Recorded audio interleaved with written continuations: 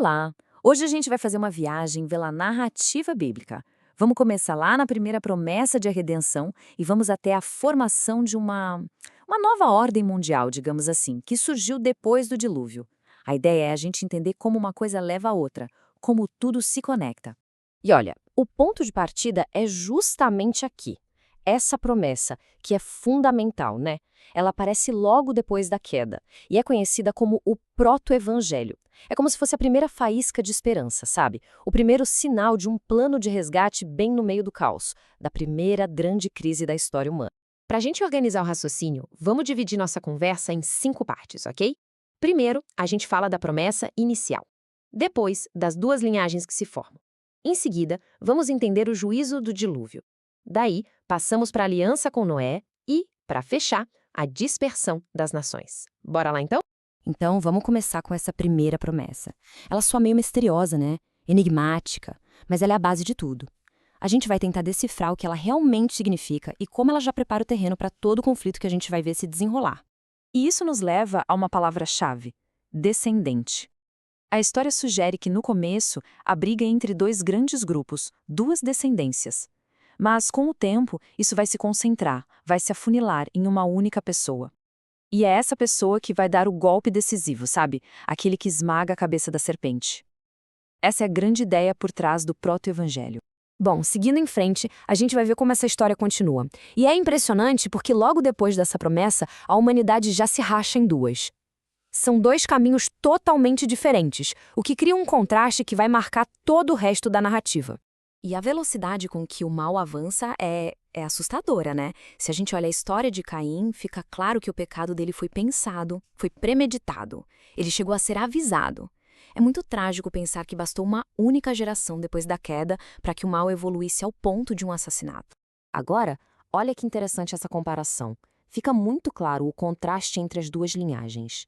De um lado, os cainitas, focados no progresso do mundo, na cultura, nas invenções, mas usando tudo isso para o mal. Do outro lado, os setitas, que têm uma preocupação bem diferente: manter viva a linhagem da promessa. São dois mundos. E aí vem a pergunta: o que acontece quando esses dois mundos se misturam? Bom, a narrativa mostra que essa mistura acabou, digamos, borrando a linha da promessa. Quando o progresso secular dos cainitas se junta com a herança espiritual dos setitas, o resultado não é bom. Na verdade, isso só acelera a corrupção e a decadência moral do mundo. Pois é, essa corrupção chegou num nível tão extremo que, dentro da lógica da história, um juízo, uma catástrofe se tornou inevitável. A situação do mundo tinha ficado simplesmente insustentável.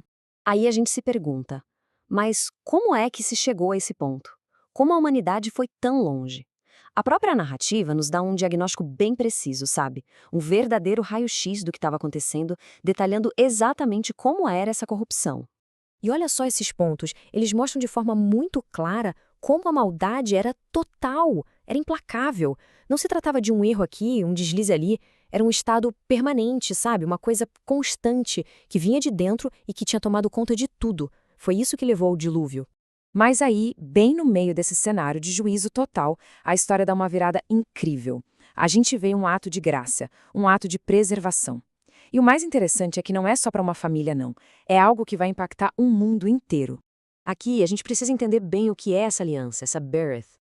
O ponto principal dela não é exatamente a redenção do pecado, mas outra coisa. É sobre dar estabilidade para o mundo natural. Pensa assim. É como se Deus estivesse garantindo que o palco, o cenário onde a história da redenção vai se desenrolar, vai continuar de pé, firme. E aqui vem a parte mais surpreendente, o pulo do gato. A mesma razão que levou ao juízo, ou seja, o mal no coração do ser humano, agora se torna o motivo para a graça. A lógica é fascinante. Já que o mal é tão profundo, tão enraizado, um outro dilúvio não ia resolver. Então, em vez de destruir de novo, Deus estabelece uma nova ordem de preservação que garante que o mundo vai continuar. E para uma promessa tão grande, tão universal, era preciso um sinal à altura, né? E foi exatamente o que aconteceu, um sinal também universal. Uma coisa poderosa, visível, para que toda a criação pudesse ver e se lembrar do que foi prometido. E o fato de ser um fenômeno da natureza, o arco-íris, é muito significativo. Isso garante que a promessa de preservação não é para um grupo seleto, mas para toda a criação. Para todas as pessoas, em todo lugar, sem exceção. É um sinal que fala com todo mundo. Bom, a gente está chegando na parte final deste período. E aqui a gente vê mais um grande ato de orgulho da humanidade e uma intervenção divina que, de um jeito bem inesperado, acaba preparando o palco para o próximo capítulo da história da redenção. A história da Torre de Babel, ela é sobre uma rebelião coletiva unificada contra Deus. E claro, isso gerou um juízo divino. Mas o paradoxo aqui é que esse juízo também foi uma forma de organizar as coisas, de um jeito providencial. Acabou moldando o futuro da humanidade de uma maneira que ninguém esperava. Quando a gente olha para essa linha do tempo, um padrão começa a ficar bem claro, né? A história começa bem ampla, universal, mas pouco a pouco o foco da redenção vai se concentrando, vai se afunilando. Então, o que a gente vê é que a dispersão em Babel, que à primeira vista parece só um castigo, acaba criando de forma providencial a tabela das nações. E é desse cenário novo, com vários povos diferentes, que Deus vai soberanamente escolher uma única família para levar adiante o seu plano redentor. Isso tudo nos leva a uma pergunta essencial, que prepara o terreno para tudo que vem depois. Por que um plano que é para salvar todo mundo começa com a escolha de uma única linhagem? É uma ótima pergunta, né?